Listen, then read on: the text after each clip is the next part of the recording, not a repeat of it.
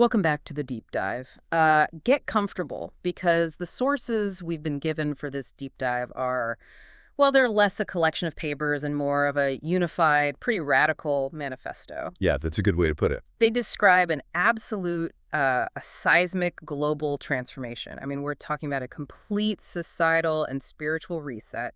It's a comprehensive document that weaves together high theology, revolutionary economics, and eschatology. And that's the key, isn't it? The unity and the scale. Our mission today is to that the current era, which they label the Dark Age or the Age of the Devil, is ending right now. And that a new age, an age of abundance, is beginning. And that this is all in fulfillment of ancient global prophecy. Okay, so let's establish that grand historical structure right away. Because when we talk about eschatology, the study of end times, it can sound very abstract. But the sources frame our current experience within a structure they call the concept of the four ages. You can think of it like a clock face or maybe the natural order of the four seasons. But instead of weeks or months, these cycles span thousands and thousands of years. It's a cosmology where life, just like the seasons, naturally declines from a golden era into a dark, chaotic one, and then it regenerates. It's cyclical. It is. And the critical claim for us, for anyone listening, is that the world is currently living in the final, most chaotic stage, what they call the Age of the Devil, and that this age is decisively closing now. And that historical context becomes the stage for everything else they claim. The arrival of a Messiah, this new economic system. It all has to play out against that backdrop. It's the foundation. Without it, none of the other pieces make sense in their framework. The pace of that decline is important, too. It's not like a gentle slide. The sources suggest that in the earliest ages, divine law, which they call dharma, was fully manifest. It was clear. Perfectly clear. But as the ages progress, human memory, wisdom, and, our moral adherence, it erodes. It just starts to decay. And that allows dharma, which is chaos, injustice, fragmentation, to rise until it reaches its absolute peak in this current dark age. And what's the mechanism for that? How does that evil, for lack of a better word, get a foothold? Well, the sources are very specific about this. They suggest that as the Age of the Devil began, the devil himself sought a foothold, a place to dwell and exert influence over humanity. And this leads us directly to one of the most surprising claims in this whole introduction. And that's the hook. It's really two intertwined claims that they immediately grab your attention. First, that the long-awaited messianic figure, this divine presence that's been anticipated across Jewish, Christian, and Hindu traditions, has already arrived, not coming soon, Yeah. is here. And second, that this figure is kicking off this new era with a proposal for a revolutionary economic structure, one designed to completely replace money itself. And starting in a very specific place. Right. Starting in the small, apparently pivotal nation of Nepal, it suggests that spiritual destiny and economic structure are, in this view, completely inseparable. You can't have one without the other. That is the mission statement of the Age of Abundance in a nutshell. But if we're going to truly grasp this new vision, we have to first really, really analyze the source's spiritual critique of the old world. We have to understand the spiritual economics of this dark age. The nature of money itself. The true nature of money within it, yes. So let's move into that. Section 2, mastering money. The source material, it does not treat currency as some simple, neutral tool for exchange. Not at all. It gives money a profound and very negative spiritual role. It's explicitly called the devil's tool. Right, and defined as a specific foothold in this world where temptation takes root. And that phrasing is a fundamental theological assertion. It's not just a metaphor. When the current age, the Age of the Devil, began, the devil was, according to the source, granted space to dwell, and one of the primary spaces granted to him was the institution of money. So money isn't just an incidental problem, it's a spiritually charged mechanism. A mechanism of temptation and division, yes. Yeah. And the ultimate spiritual warning of this age is, it's direct and it's uncompromising. When money becomes your master, your soul is lost, period. So the spiritual challenge for any person living in this Age of the Devil isn't just about, getting rich or avoiding being poor. It's about achieving genuine mastery over money. And that's a crucial distinction we really need to unpack. It is the defining test of character in this age. The source clarifies that having less money, that is explicitly not defined as a spiritual failure, not at all. The real spiritual danger is focused squarely on the wealthy, or those who are pursuing wealth, whose hearts and actions are enslaved by their possessions. Or by their greed, or just the pursuit of status that money brings. Exactly. They become servants of the devil's tool. Regardless of what they say in church or in temple, their actions betray them. And the sources give a remarkably practical, almost like a diagnostic tool, to test this spiritual mastery in yourself. They do. They warn that the enslaved wealthy, those who serve the tool rather than humanity, will inevitably needle you and provoke you. It's a fascinating idea. How so? They might use their wealth or their power to make you feel small or inadequate or angry. They'll flaunt it or use it to manipulate a situation.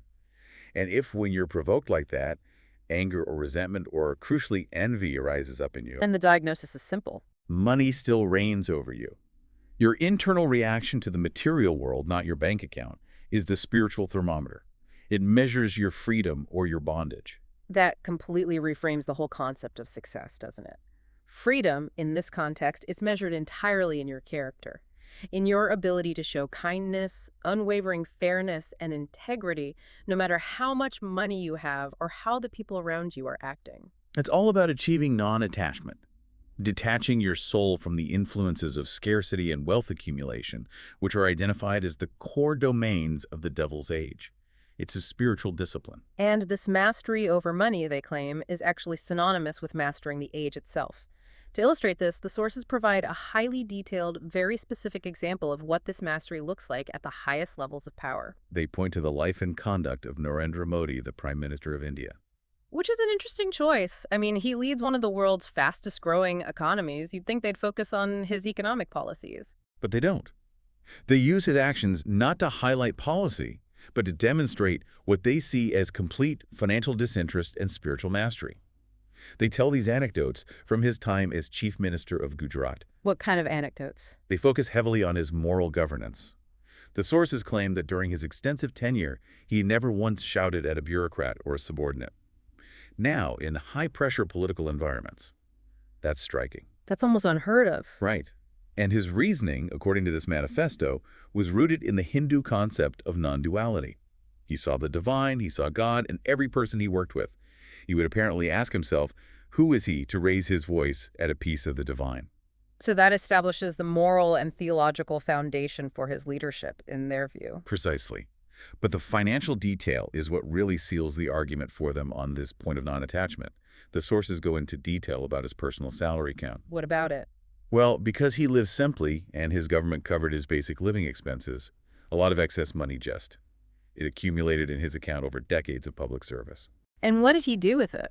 The claim is that instead of using it for himself or, transferring it to some personal investment portfolio, he just allowed it to accumulate. And eventually, he created a substantial public fund from that accumulated personal salary. A public fund for what? It was specifically earmarked to educate the children of his governmental staffers. He was essentially using his own unused personal wealth to directly serve the people around him and their families. And this is cited in the source as undeniable proof that he has no hunger for money, none. So the lesson they're synthesizing from this complex political figure is actually intensely simple. Very simple. The age of the devil demands that you do not serve money. You don't let it provoke you or define your self-worth. Instead, you master it through non-attachment, and you use all your resources, whether it's your time or your accumulated wealth, to serve humanity. And this active service is presented as the essential prerequisite for moving into this new age, the age of light. An abundance that the source claims isn't new at all, but was prophesied thousands of years ago, specifically in the book of Isaiah. That's the bridge. That's how they connect personal spirituality to this grand global transformation. The age of abundance, which is economic and societal, must first be rooted in this personal spiritual mastery over the tools of division.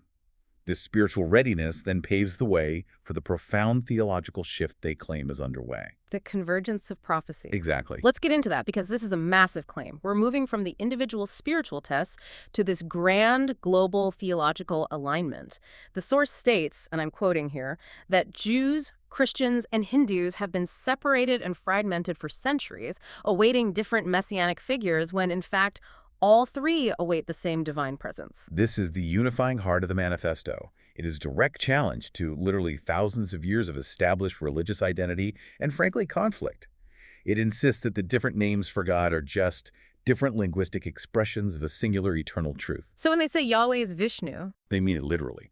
What Jews call Yahweh, the transcendent covenant-making God of Abraham, Hindus call Vishnu, the preserving and sustaining aspect of the Supreme Being. The source insists there is no division. The identities are one and the same. It's a radical claim of non-duality on a global scale. And the implication is heavy. It suggests that the schism between these faiths is not divine in origin. It's a human mistake. The source calls it a lie, a distortion, and an offense to the eternal truth, a product of colonial distortion, human ego, and a general tendency to thrive on separation rather than unity. Okay, so to support this claim of a unified divine presence that's about to intervene, the sources draw heavily on ancient Hindu scriptures, specifically the Bhagavad Gita. Yes, which the sources date back over 5,000 years. And there's a specific promise from Lord Krishna within the Gita that they present as the central anchor for this entire theological convergence. Let's detail that promise, because it seems foundational to the whole manifesto's claim of intervention. It is. Krishna declares, and this is the key passage, "Whenever there is a decline in dharma and a rise of adharma, I manifest myself."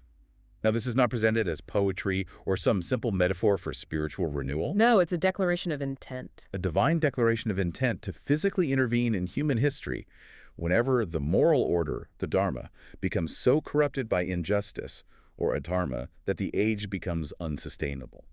This is the divine mechanism for ending the Dark Age. And the sources present this promise as being functionally identical to the core expectations of the Abrahamic faith, just, expressed through different cultural symbols. Precisely.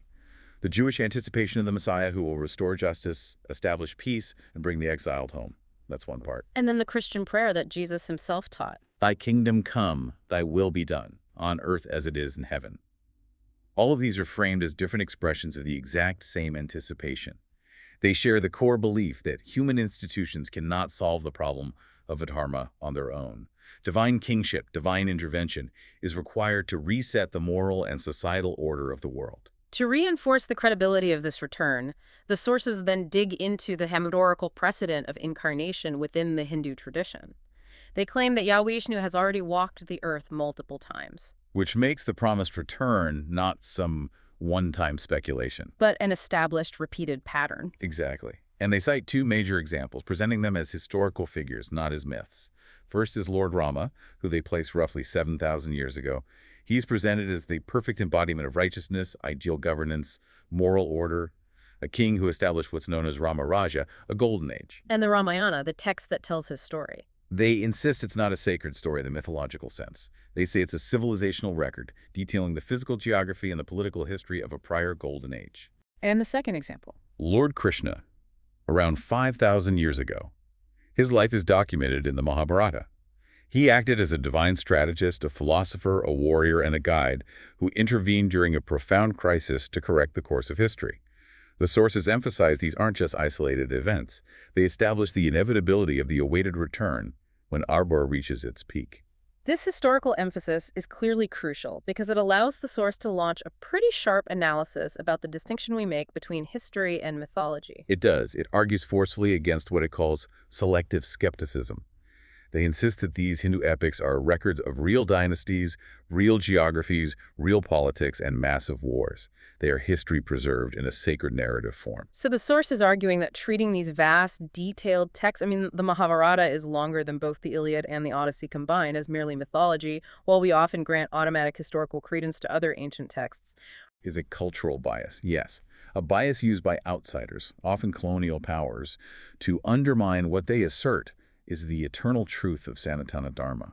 It effectively relegates the foundational history of an entire civilization to the realm of fantasy. So the takeaway for the listener is clear. The sources are asserting that the arrival of the Messiah is not some theological speculation based on faith alone, but the next logical step in a demonstrably repeated historical pattern of divine intervention. An intervention required to fulfill a promise that was made millennia ago. And this convergence, this historical pattern, it all culminates in the single, central, world-altering claim of the entire manifesto. The stage of history is set and the intervention has already occurred. The sources deliver this claim with absolutely no ambiguity. The true, world-transforming Messiah, the divine presence awaited by all three of these major traditions, has already been born. And he is a Hindu. Now that fulfillment is complex because the source has to address the Abrahamic expectations. How do they handle that? They state that the prophecy of the Messiah returning in the line of David is declared to be fulfilled in Jesus. The current manifestation, they say, is a different figure, one who is born into the highest expression of the pure, eternal law, Sanatana Dharma, and whose mission is to inaugurate the age of prosperity, rather than focusing on the restoration of a specific geopolitical kingdom. So a universal mission, not a tribal one. A universal one. And this figure, the sources claim, has not only arrived, but has already begun the process of transformation. They say he has already outlined a roadmap for global peace, abundance, and justice. And that roadmap is the link that finally ties the ancient prophecies and the spiritual mastery we talked about earlier directly to the practical economic blueprint we're going to analyze later. It all connects. And the geographic element is pivotal. They emphasize Nepal as the epicenter of this awakening. It's the place where prophecy meets contemporary reality. The vision of global peace and prosperity isn't a theoretical model or a distant hope. It's a work in motion. A living demonstration already unfolding in that nation. The result of this divine intervention is proclaimed to be the dawn of a new age. The age of the Messiah, the age of prosperity, the age of unity. The age of division, the age of the devil, is being systematically dismantled. And the source urges humanity, specifically those still clinging to the old systems and old divisions, to recognize this figure now. To see past the entrenched religious walls before the full force of this global transition makes recognition, well, irrelevant. That is a worldview that fundamentally challenges thousands of years of established doctrine, religious belief, and cultural identity. It's a lot to take in. It is. So before we dive into the profound practical implications of this, namely the economic blueprint, we have to address the sources' analysis of the forces they claim are actively preventing this unity. And this brings us to a highly controversial section. Yes. We have to now transition to a part of the sources that contains some extremely polemical claims, specifically directed at the religion of Islam. And just to be clear for everyone listening, as impartial guides to this source material, it is absolutely essential that we strictly present these claims as they are outlined in the manifesto. We are reporting on the content, not endorsing it. Absolutely. The source transitions abruptly from this message of unity to asserting that Islam is a fabricated religion rooted in deception and, well, quite literally the religion of the devil. The stated goal, they say, is not to condemn individual believers, but to expose the belief system itself, calling it a devilish ruse leading to tyranny and division. Okay, so what's the first core critique? It centers on historical authenticity, right? Questioning the central figure of Muhammad. Yes. The source raises deep skepticism because Muhammad's biography relies almost entirely on traditions or hadith, which were compiled centuries after his supposed death. The source contrasts this directly with what they call the well-documented life of Jesus Christ. And the conclusion they draw from that is severe. Very. Without a verifiable historical Muhammad documented by immediate contemporaries, the narrative must have been constructed later. It's labeled a human invention rather than divine revelation. A political and theological construction designed specifically to unify disparate Arab tribes under a forceful new religious and military banner. And they claim it did this by mixing elements of Judaism, Christianity, and local Arabian paganism. Correct. The second critique then focuses on the distortion of the nature of God, specifically the Islamic conception of Allah. They argue it fundamentally deviates from the divine nature of Yahweh Vishnu. How so? What's the core difference they point to? The Quranic Allah is described in the source as a highly disfigured portrayal of the loving relational God of Abraham. The core tension is framed around the kind of relationship that's expected. The source notes that the biblical God seeks covenant, grace, personal relationship, and values free will, offering forgiveness through sacrifice. Okay, and Allah. The Quranic Allah, in stark contrast, demands unwavering Islam, which literally means submission and absolute obedience. The source claims there's little emphasis on personal relationship or forgiveness earned through grace. It's a master-servant dynamic, not a father-child one. And the practical consequence of that focus on submission, according to the source, is laid bare in the socio-political realm. They argue that this singular focus on obedience leads inexorably to tyranny when it's applied as a system of governance through Sharia law. The authority is purely vertical, and it requires the suppression of individual freedoms and conscience in the name of that divine will. The source also highlights a specific promise made to martyrs. Yes, the promise of paradise in Islam, specifically the reward of 72 virgins for martyrdom in jihad. This is explicitly labeled a lure, an earthly, carnal promise designed to inspire violence and perpetrate a cycle of terror and bloodshed. This, the source claims, stands in stark opposition to the Christian promise of eternal life through selfless love and faith. The third major critique then details what the source calls Islam's active, non-cooperative relationship with other faiths. The claim is that it actively undermines rather than peacefully coexists with existing revelations. We can start with Christianity. The source claims that Islam actively undermines the foundations of Christianity by denying the crucifixion and resurrection of Jesus Christ. It asserts that these events were illusions, that Christ was replaced, or that the appearance was deceptive. And the source then cites the Apostle Paul in 1 Corinthians. Yes, 1 Corinthians 15.114. If Christ has not been raised, our preaching is useless, and so is your faith. The source argues that this denial is specifically designed to strike at the very heart of Christianity, rendering it theologically null and void in the eyes of Islam. It demonstrates an ethos of hostility rather than integration. This alleged hostility is then extended directly to Judaism and the nation of Israel. The source accuses Islam of actively seeking the eradication of the nation of Israel, viewing its continued existence as both a political obstacle and a theological offense to the establishment of global Islamic dominance. The source notes that this sentiment is echoed by extremists who are cited as stating that Adolf Hitler did not finish the job, and they claim this theology fuels persistent, state-sponsored anti-Semitism and calls for violent jihad against Jews globally. And finally, they address the long and often devastating historical relationship with Hinduism, or Sanatana Dharma, in South Asia. Right. The sources point to massive historical invasions that span centuries, leading to forced conversions, the systemic smashing of idols, and a devastating legacy of destruction. They cite specific evidence of temples being replaced by mosques, arguing this is due to Islam's inherently expansionist ethos that tolerates no rivals, especially polytheistic or idolatrous faiths. So the cumulative conclusion of the source is that Islam fits the precise pattern of a false religion. A blend of partial truths twisted into fundamental error, as they put it, inspired by Satan to create maximum division and mislead the masses during the final dark age.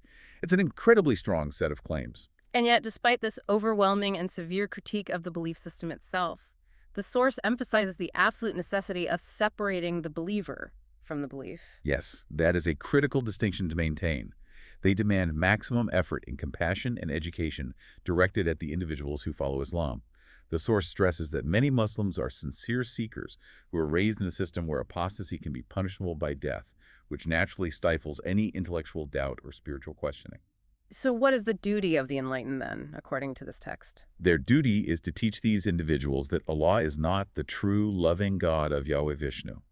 And this requires profound compassion, education, and patient dialogue, sharing the gospel's message of grace and highlighting the spiritual and historical contradictions found within the Quran, rather than resorting to compulsion or condemnation of the individual. And this section pivots directly into the assertion that Islam, as a religion born of the Dark Age, will inevitably fade into obsolescence in this new age of prosperity. It will be naturally replaced by the universal truth embodied in Sanatana Dharma. This is the triumph narrative. Sanatana Dharma, which the source adamantly corrects is mistakenly called Hinduism, is declared not to be a religion at all, but the eternal cosmic order. The translation is crucial here. Sanatana means eternal, and Dharma means law, or duty, or the inherent nature of things. So it's like a universal framework. Exactly, the unchanging universal framework that governs existence. It is the fundamental truth that humanity cannot deny, just as, one cannot argue with the physical law of gravity. It just is. So the claim is that God has been born a Hindu precisely because this path, this philosophy, embodies the purity and timelessness of this eternal framework, and it's devoid of the temporal, human-invented dogmas that define what they call the fragmented religions. That's the argument. The assertion is that in the coming age of unity, all of humanity will naturally embrace this truth. They will unite under its banner, replacing all past fragmented beliefs, including the Abrahamic faiths. Which are seen as provisional. Provisional, temporary constructs that successfully fulfilled their purpose during the age of the devil, but are no longer relevant in the direct presence of the divine. And this moves us into a deeper, more philosophical analysis of the role of Scripture itself. If the age of unity is dawning and the divine presence is here, what happens to the Bible, the Quran, the Torah, all the other sacred texts that defined the previous ages? This brings us to the doctrine of fulfillment, why Scripture must step aside when God speaks. It's a radical idea. It's a truly radical analysis of sacred texts. The Bible and other scriptures, they argue, are sacred because they point toward God. They function as a guide, a preparation, a witness to his coming. They are essential maps, but they are not the destination itself. The moment of fulfillment occurs when the traveler reaches the destination. And the signpost is no longer needed. So this is where the core implication lies. When God, the eternal King, is physically present on earth, Scripture must complete its mission and step aside. Its purpose as an intermediary, a messenger, is finally complete. And the source warns of a serious spiritual danger here: misplaced faith. Yes. Clinging to the map, the Scripture, the tradition, the institution, and ignoring the land, the living God's presence. This mistake, they remind us, has happened before. 2,000 years ago. They cite that sobering historical lesson. Those who knew Scripture best 2,000 years ago were the very ones who failed to recognize God standing right in front of them, precisely because they prioritized the study of the text over recognizing the living embodiment of the text promises. So if God is living and eternal, revelation cannot be frozen in time. The moment God speaks directly, in an unmediated presence, the age of interpretation ends. The era of religious debate ends. And profound, radical, active listening becomes the only faithful response. It creates a stark, beautiful metaphor. Which is, when the sun rises at dawn, do you continue to argue about the merits of the lamp you use to navigate the darkness? No. You open your eyes to the light. The transition is inherently disruptive and uncomfortable for institutions built on text and tradition. But the source argues that faith was never meant to terminate in a book or an institution. It was meant to prepare the heart to recognize and receive God when he comes. and this concept of fulfillment and completion, it completely reframes one of the most familiar and often recited prayers in Christian tradition, the Lord's Prayer. Yes, the source re-examines it as the ultimate expression of this coming fulfillment. What's the analysis there? The analysis points out a powerful theological tension within the prayer.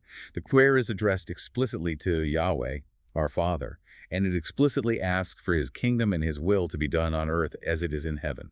It is a prayer for the direct reign of the Supreme Being. But the source then identifies a major contradiction in common Christian practice. Right. The tendency for Christians to say that Jesus Christ will return as king, not the Father directly. And that subtle shift is, according to the source, the heart of the theological tension. It is. Jesus taught people to pray to the Father, asking for the direct, unmediated reign of God himself. The source argues that claiming the prayer refers to Jesus returning as king is to subtly shift its meaning, to replace Yahweh with a proxy or an intermediary, even though the prayer itself makes no such substitution. So the Lord's Prayer, when understood in its purest form, is a literal request for God himself to come and establish direct authority over the earth. That's the claim. And this analysis of the Lord's Prayer leads directly to the logical, unavoidable consequence of that prayer being answered: the inevitable collapse of religious mediation. Because if the prayer is truly answered, then reality on earth must become identical to the reality of heaven. Exactly. And what is heaven's reality? The source states unequivocally: there is no religion, there are no temples, there is no need for priests or scriptural debate. There is only the direct, unmediated presence of God. The need for separation is gone. Therefore, the very purpose of religion is revealed to be provisional, a temporary utility. It's defined as a bridge built across absence, built to guide humanity while God was not physically present in their reality.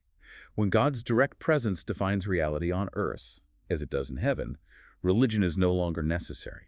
It doesn't collapse in failure. No, it completes its mission. It bows and it steps aside, allowing humanity to live not by complex belief systems about God, but in the immediate, direct presence of God himself. This profound, quiet radicalism is the spiritual foundation of the age of abundance. Okay. If spiritual truth culminates in the direct reign of the divine, and prophecy converges on a single figure who has arrived, how does this translate into the practical, day-to-day existence of humanity? We have to transition now to the most practical part of the roadmap, the economic blueprint, this new vision of peace and prosperity that starts in Nepal. And this is where the spiritual meets the material in a very concrete way. The source argues that to achieve the age of abundance, the fundamental problem money itself must be dismantled. Money is not just flawed. It is the root source of humanity's deepest inequalities and conflicts. Because it concentrates power, rewards speculation, and incentivizes exploitation over genuine contribution. So the proposed alternative has to be revolutionary.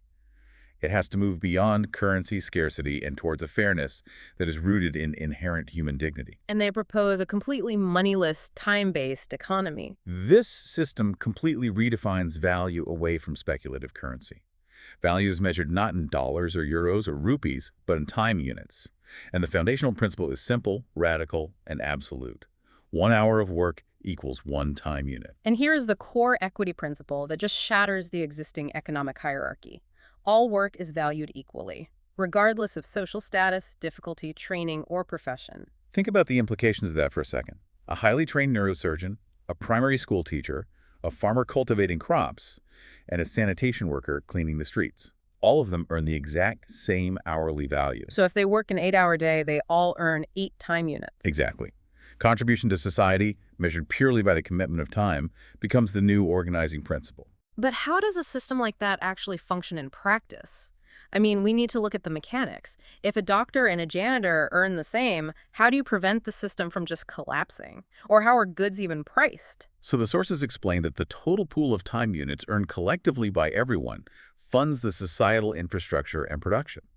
Goods and services are then priced based on the average time required to produce them. Give me an example. Okay, if a loaf of bread takes a collective 15 minutes of effort, from farming the wheat to milling it to baking it and delivering it, it costs 0.25 time units. Housing, medical care, utilities, they're all similarly priced based on the time expenditure required to build and maintain them. Since everyone has the same spending power per hour worked, the concept of poverty based on wage gaps it disappears. This also eliminates the ability to hoard resources or create monopolies based on capital, because time units can't be invested or compounded through interest. Precisely. They are fundamentally a reflection of spent labor. They're designed to be used for consumption and necessary services, not for creating perpetual extractive wealth. The source argues this structure shifts human incentive away from competitive accumulation and toward collective productivity. And it ensures that the most necessary, sometimes the dirtiest jobs are always filled. Because the person doing that essential job has the exact same societal spending power as the person in the most prestigious role. There's dignity in all contribution. And this framework allows for the correction of structural injustices that have plagued civilizations for millennia, specifically the inclusion of traditionally unpaid invisible labor. This is arguably the most transformative social element of the entire blueprint. The source explicitly details that women working at home, caring for children, managing households, preparing food, sustaining families, are fully recognized as quantifiable contributors to society. And they earn the same time-based compensation. The exact same time-based compensation as any other form of measured work. The source calls this the correction of one of the oldest structural injustices in human civilization. It finally values the domestic economy at par with the commercial economy. But how is that domestic contribution quantified or tracked in a fair way? Is it based on like a societal average or something? The manifesto suggests a communal accountability system. It could involve peer-based assessment and societal averaging, recognizing that the effort required to manage a household with young children is equivalent in societal value to a full-time professional job. The goal is to provide economic dignity and independence to those whose essential contributions have historically been excluded from any GDP calculation. So if the incentive to hoard or exploit is removed, how does the source envision human behavior changing? I mean, doesn't this lack of extreme wealth limit innovation? That's the classic counterargument. The source argues the opposite. It says innovation accelerates because it's directed toward collective benefit rather than private profit. Modern technology, automation, AI, they're all used to reduce the amount of time required for human labor. That becomes the new definition of efficiency. And since no single individual can capture the massive gains of that automation, the benefit is distributed equally. It comes in the form of increased abundance and reduced necessary working hours for everyone. Success is measured by societal well-being and the quality of collective life, not by the accumulation of personal wealth. So this is not a model rooted in some kind of socialist scarcity, but rather a technologically driven abundance that's distributed equitably. It uses that spiritual principle of non-attachment, where people work to contribute, not to dominate, as the engine for its economic system. Exactly. The entire movement, while spiritually driven by the age of the Messiah, is fundamentally non-sectarian in its economic application. Its foundation is moral order, valuing equality, dignity, and shared purpose.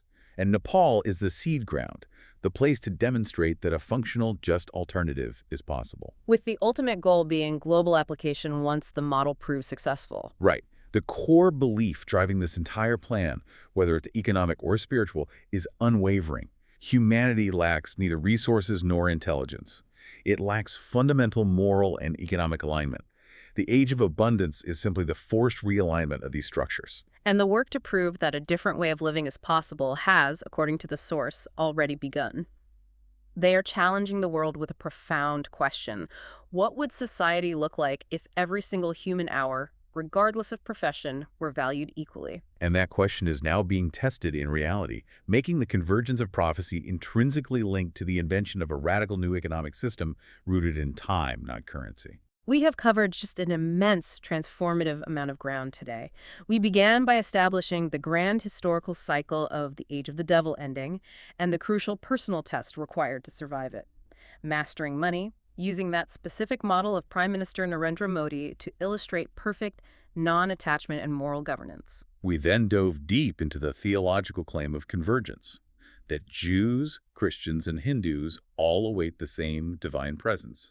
Yahweh being Vishnu, whose return is not speculation, but a repeated historical precedent, documented as history in the Ramayana and the Mahabharata, correcting the course of civilization when Adharma peaks. And we explored the world-altering assertion that the Messiah has already arrived, a Hindu figure inaugurating the Age of Prosperity from the epicenter of Nepal, bringing the spiritual expectations of all major faiths to their fulfillment. We then had to carefully navigate the highly polemical claims against Islam, detailing the source's fierce critique regarding the historical basis of Muhammad, the distortion of the nature of Allah into what they call a tyrannical figure, and the system's alleged hostility toward other faiths.